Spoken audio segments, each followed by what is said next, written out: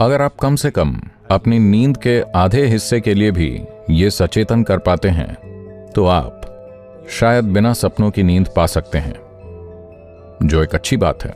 इसे सुषुप्ति कहा जाता है, जिसका मतलब है कि आपकी नींद ऐसी है कि कोई रैम नहीं है, कोई सपना नहीं है, बस ऐसी। तो एक सरल अभ्यास जो हर कोई कर सकता है वो ये है, देखिए कि आप रात को ज्यादातर समय अपनी पीठ के बल लेट सकते हैं तो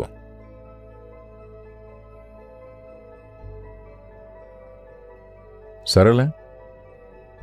इतना अभ्यास आप करें।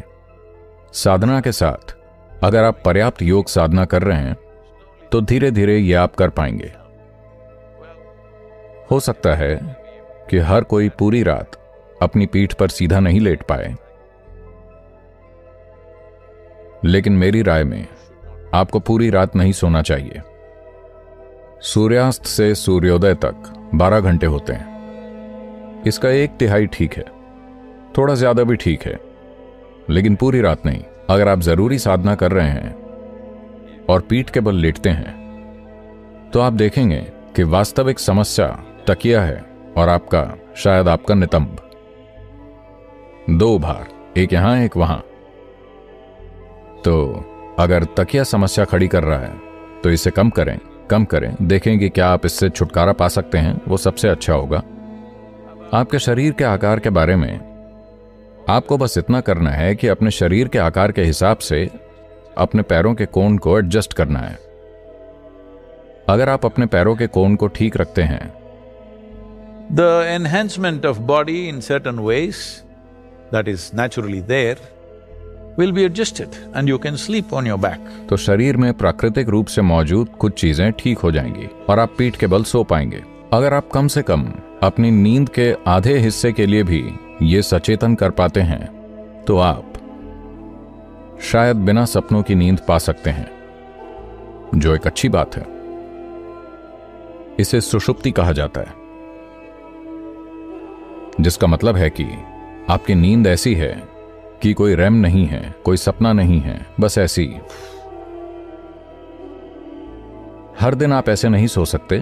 कुछ दिन कुछ परेशानियां होंगी, कहीं कुछ हो गया, आपके जीवन में कुछ हुआ या कुछ भी हो सकता है, लेकिन किसी को हर दिन सोते हुए सपने देखने की जरूरत नहीं है। इसका मतलब है कि आप बहुत स्वस्थ स्थिति में नहीं हैं, आप अच्छी जगह पर नहीं हैं। कभी कभार कोई सपना आया तो कोई बात नहीं, आपको उस पर ज्यादा ध्यान देने की जरूरत नहीं है। लेकिन अगर आप हर दिन सपने देख रहे हैं तो एक सरल उपाय यह है कि आप पीठ के बल सीधे लेटकर सोएं। आप देखेंगे कि आप बेहतर सांस लेंगे, यानी कि इस सिस्टम में जीवन बेहतर घटित होगा और सभी अंग बेहतर काम करेंगे।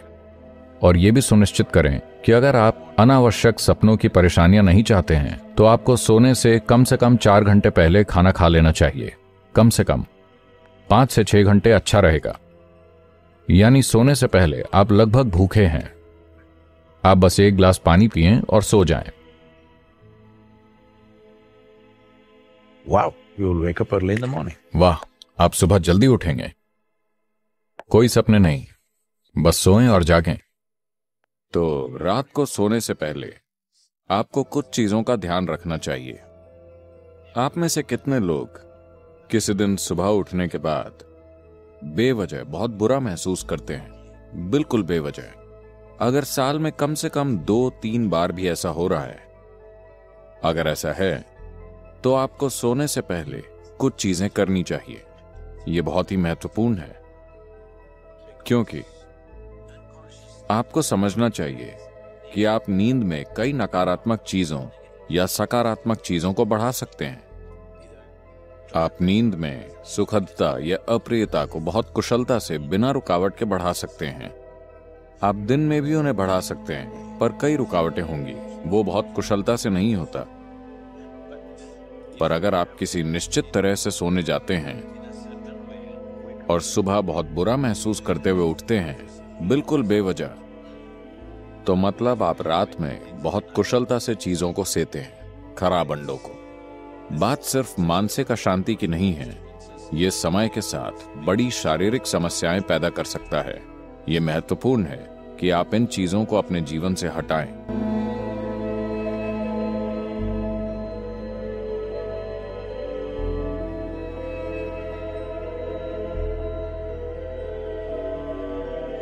एक आसान चीज की जा सकती है, वो है स्नान। हमेशा सोने से पहले नहाएं, इससे काफी फर्क पड़ता है। इस मौसम में ठंडे पानी से नहाना मुश्किल हो सकता है, तो आप गुनगुने पानी से नहाएं। रात को गर्म पानी से न नहाएं, गुनगुना पानी लें। यह आपको सजग बनाता है। आप सोचेंगे, अरे मैं सो नहीं पाऊंगा।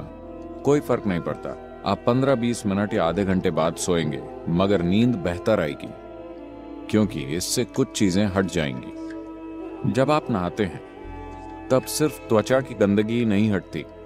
क्या आपने देखा है, जब आप बहुत तनाव और चिंता में होते हैं, तब सिर्फ नहाने से ऐसा लगता है मानो बोझ लगभग उतर गया हो। क्या आपने ये नहीं देखा है?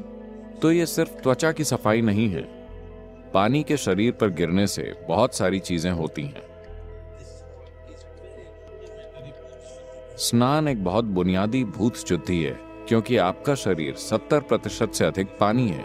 अगर आप उस पर पानी गिराएं, तो एक तरह का शुद्धिकरण होता है, जो त्वचा की सफाई से परे है। एक और चीज अगर आप करना चाहें, आप बस एक जैविक तेल का दिया जला लें। रुई की बाती और कोई भी तेल। यहां आप क्या इस्तेमाल करते हैं? साधारण खाने का तेल, linseed oil, rice bran oil या तिल का तेल। आपके पास क्या है? ऑलिव ऑयल, ठीक है। रुई की बाती के साथ कोई भी जैविक तेल लेकर एक छोटा दिया उस कमरे में कहीं जला लें जहां आप सोते हैं। आप देखेंगे कि ये चीजें बिल्कुल गायब हो जाएंगी। अगर आप कोई मंत्र जप सकें या सोने से पहले रात को योगाभ्यास कर सकें, तो बिस्तर पर बैठकर उसे करें। अगर आप ईशा क्रिया करना चाहते हैं, तो वो नेट पर उपलब्ध है।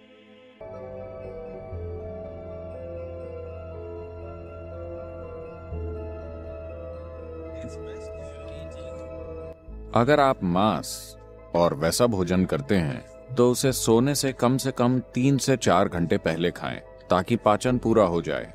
सोने से पहले थोड़ा पानी पीकर सोने जाएं। आप देखेंगे कि इसी से वो ठीक हो जाएगा।